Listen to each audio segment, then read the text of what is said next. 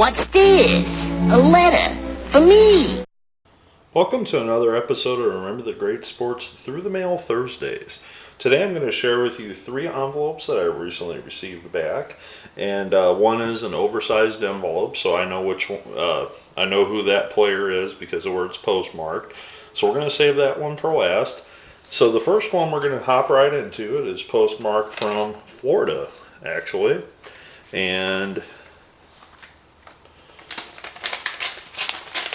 all right, this is actually kind of a football/baseball success. So we're going to call it a baseball success because I did not send him any football cards. But I have 1, 2,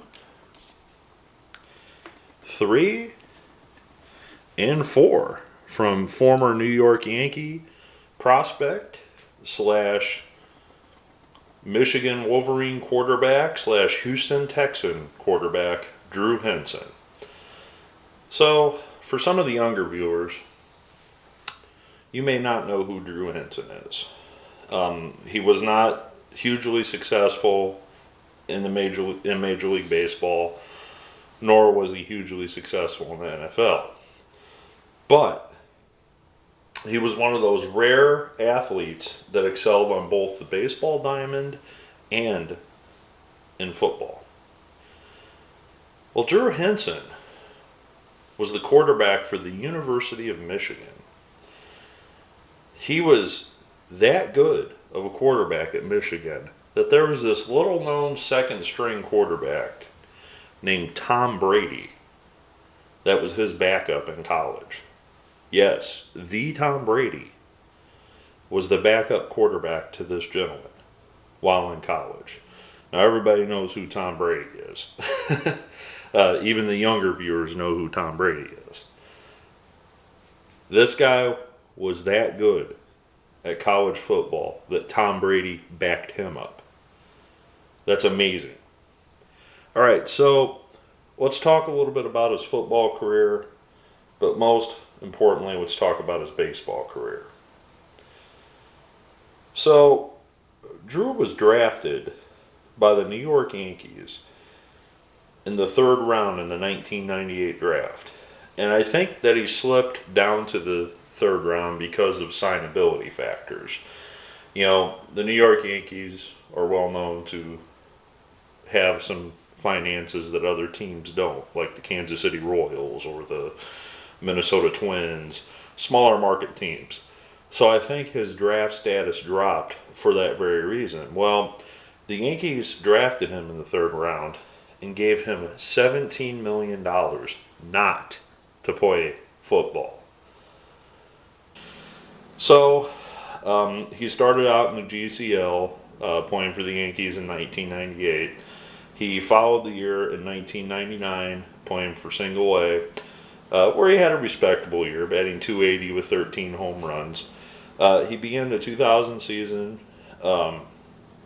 again in Single A, but was promoted to Double A, where he hit 7 home runs. Well, the ironic thing is, despite having decent success in the minor league systems, I guess he was not on the track that they felt he should have been on. And they traded him to the Cincinnati Reds. And this is a card of him with the Cincinnati Reds organization, Double A affiliate. And he spent 2000 and 2001 with the Reds. However, in 2001, the Yankees traded back for him.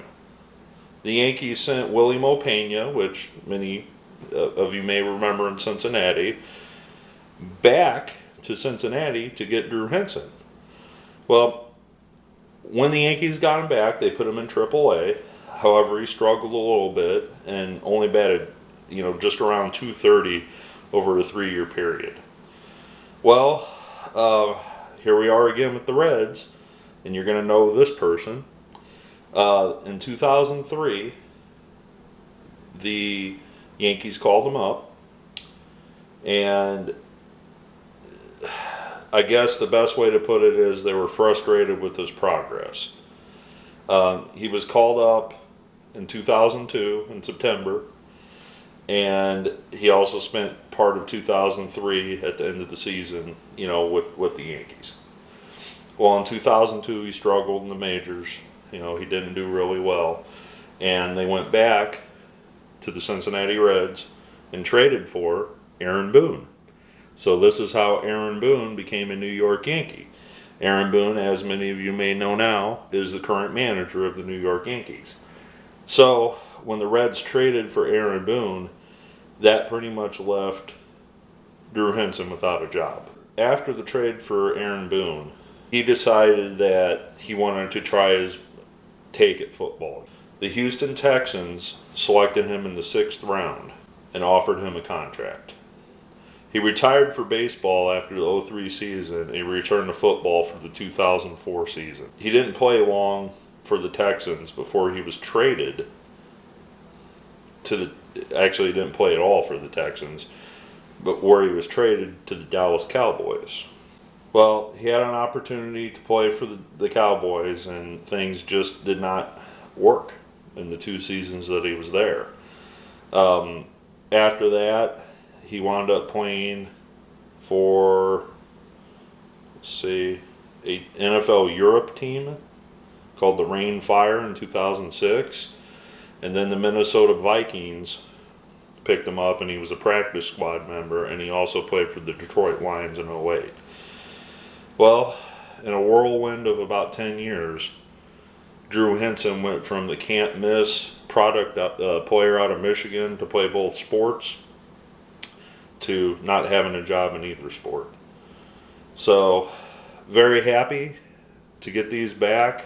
This is one of the people that I remember, growing up and card collecting was the next can't-miss prospect.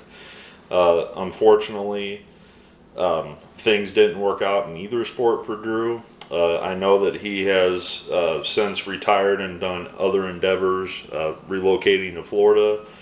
I wish him the best, but what I want to say is I thank you very much, Drew, for signing these cards. These will forever be in my collection because, I just remember you coming up through the Yankee system and, you being one of my favorite players to watch out for. So thank you very much. All right, so this next one is a success from former New York Met on one, Minnesota Twin, Royal, and White Sox. And he signed this one in black. I'm just guessing because it's a White Sox card. The other four in blue.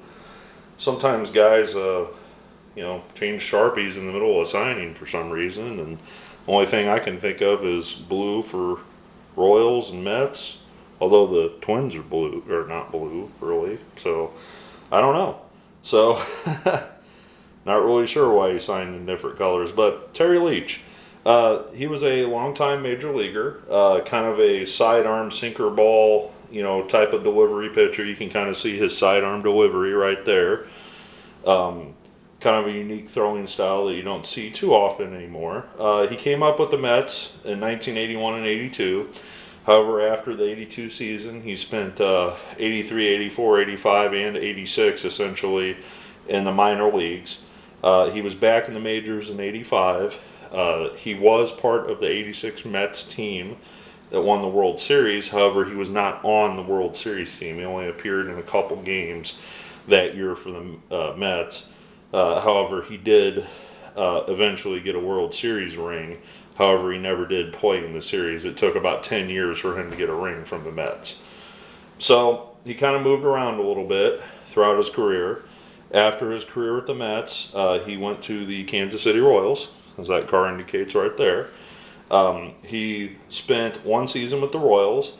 Then he signed with the Minnesota Twins, and this is where he would be part of the 1991 Twins World Series team. So he actually was on the pitching staff for the 91 Twins. So he got a World Series ring with them as well. After his time with the Twins, he spent the 1992 and 93 season with the Chicago White Sox. He compiled a 38 and 27 record over his career, spanning almost over 10 years. And again, bits and parts in the minors there. After his career with the White Sox ended, he retired, and I'm not sure what year the book came out, but he wrote a book. And I'll give it a quick little plug here. I have not personally read the book. However, I would, definitely enjoy maybe picking up a copy. Okay. In 2000, he wrote an autobiography called Things Happen for a Reason, the true story of an internet life in baseball with Tom Clark. So if I can find an image of the book, I'll post it right here. I'm sure you could probably find it on Amazon or eBay or whatever. But maybe if I pick up a copy, I'll definitely take a good read, and maybe I'll ask him to sign it and send it to him sometime. So anyways, thank you, Mr. Leach. Very good reliever for many years. Part of a couple World Series teams. World Series championship years, I should say. Technically not part of the Mets that won the World Series, but on that team. He played during an era, basically, I think this might be around his rookie card, I'm not positive, but basically from 1986 to 93, tons of cards are out there of this guy, junk wax era, whatever you want to call it. So definitely, if you get a chance, send a few Mr. Leach's way. All right, so this last one is an oversized envelope, and I will show you, like I always do, to protect it. And enclosed is former Chicago White Sox Rookie of the Year on one oversized 85 Donruss Action All-Star, 2 Action All-Star, 3 on an 88 Topps Traded, and number 4 on a O'Connell and Son art card that I actually had sent to me from TheBeholder. I will put his link down here at the bottom. He hasn't been too active as of me shooting this video with his page, so hopefully he makes a comeback. Me and him worked out a trade a little while back, so I just want to give him a little plug. Hopefully get a few more subscribers his way. Me and him have something in common. We both grew up in the St. Louis area, so we have that in common, and we like to talk St. Louis sports, and hopefully he gets back to doing some YouTube videos here pretty soon. So Ron Kittle, let's talk about him. Well, Ron Kittle, I love his story. He is essentially one of the best stories to ever come out of minor league baseball, at least in my opinion. He was never drafted. He did not get drafted, so he got no huge signing bonus, nothing. The Los Angeles Dodgers signed him as a free agent, and I don't know how much that was for. I don't have it in front of me, but I can probably guess in 1977 that he didn't get a whole lot of money to sign with the Dodgers. Well, unfortunately, things did not work out. After appearing in 56 games in rookie ball, he batted only .229 and only hit 7 home runs. Well, the following year, he came back in 1978, only to appear in 13 games for the Dodgers A affiliate, where he batted under .200 and not hit any home runs. Well, the least you can say is the Dodgers on July 7th, 1978 released Mr. Kittle. Well, that September, the Chicago White Sox decided to give him a minor league deal. Well, in 1979, he played for the Chicago White Sox AA and A affiliate, where he combined hitting .267 and only hitting 8 home runs. Well, in 1980, he had a similar type of year, but in 1981, he got his shot at AA. After not succeeding in the A or rookie levels, in 109 games for the AA affiliate for the Chicago White Sox, he batted .326 and hit 40 home runs and drove in 103 RBIs. Well, that got him a promotion the next year in 1982 to AAA. Well, let's just say he responded very well. In 127 games, he hit 50, yes, 50 home runs and drove in 144 RBIs while batting .345 for the Triple-A affiliate of the Chicago White Sox. Well, nonetheless, that got him a call up to the Major League club. In 1982, he only appeared in 20 games. However, he did record his first career home run, batting only .241 in the process. Well, the following year, in 1983, he got his opportunity to shine. 1983, he batted only .254, but he smacked 35 home runs and drove in 100 RBIs for the Chicago White Sox, garnering him the 1983 American League Rookie of the Year award. Well, the following year was pretty similar. He hit 32 home runs, didn't have as many RBIs. However, his batting average dipped a little bit down to .295. Well, in 1985, he had a brief injury and only appeared in 116 games. Despite that injury, he still did hit 26 home runs.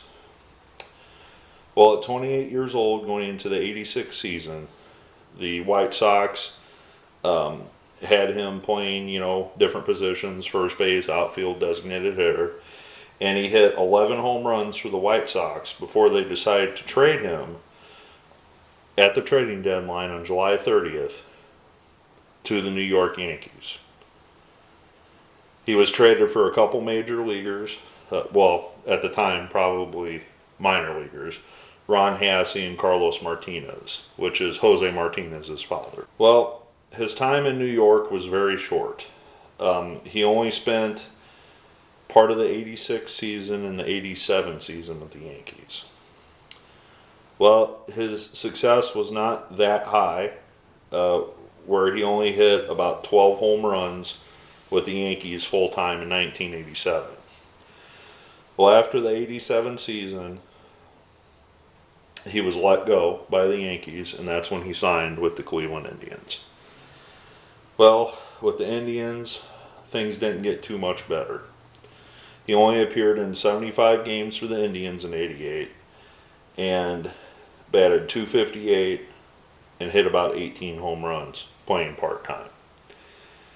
Well, after the 88 season, he was granted his free agency. That is when he returned to the White Sox for the second time in his career. He played for the White Sox for the 89 season, only appearing in 51 games. And then in the 1990 season, he only appeared in 83 before they traded him to the Baltimore Orioles. Well, his production numbers continued to decline. His strikeouts were actually pretty high for his at-bat ratio. And the Baltimore Orioles only had him for a brief period of time before, again, they let him go into free agency. Well, third time's a charm, as they say, right? Well, in 1991, he re-signed with the Chicago White Sox, even accepting a position in Triple-A, where he responded by batting .310 and smacking 4 home runs. Despite that, he was called up to the major leagues in 91. However, he did not succeed very well in 1991, and he was, let go by the White Sox on August 15th, 1991. So, to wrap it up, this is a career that was awesome, just to prove that if you work hard as a minor leaguer, even if you get released, take your lumps, work your butt off, and this guy became the Rookie of the Year. So, this video was a little longer. I want to thank Mr. Henson and Mr. Kittle, for signing. I also want to thank Mr. Leach for signing as well. I appreciate adding your autographs to my collection. All of these are great players in their own way. So thank you very much, gentlemen, for signing, and I hope you enjoyed this episode of Through the Mail Thursdays, and join me for the next one.